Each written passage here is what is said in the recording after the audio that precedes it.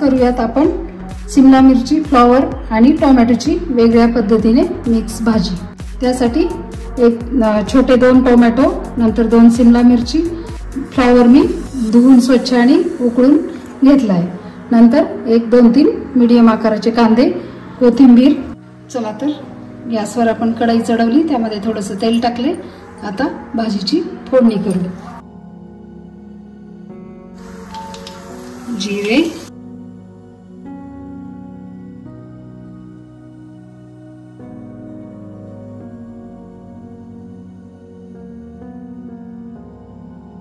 कांदा आपला थोडा भाजत आलाय, त्यात आपण आलं, लसूण आणि थोडंसं जिरे कुटून घेतलेले आहेत ते टाकू।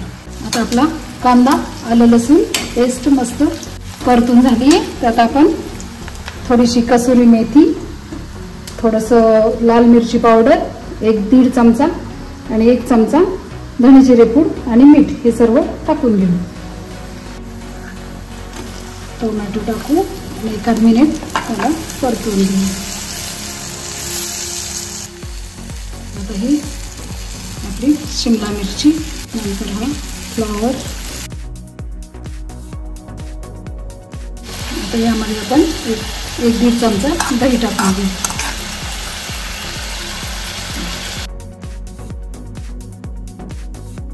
आता मस्त सगळं हलवून घेतले। आता याच्यावर आपण 1-2-3 मिनिट झाकण ठेवून वाफलून घेऊ। बघा मस्त तेल सुटले आणि भाज्या सर्व वाफलून निघाल्या।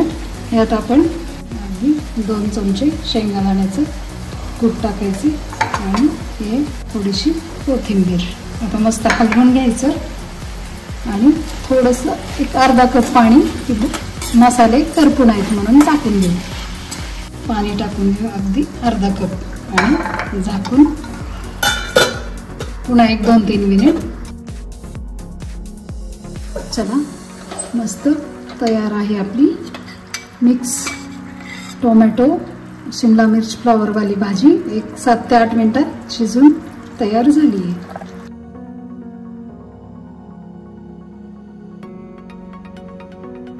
चला तर मग तुम्ही करून बघा, कमेंटमध्ये मला नक्की सांगा।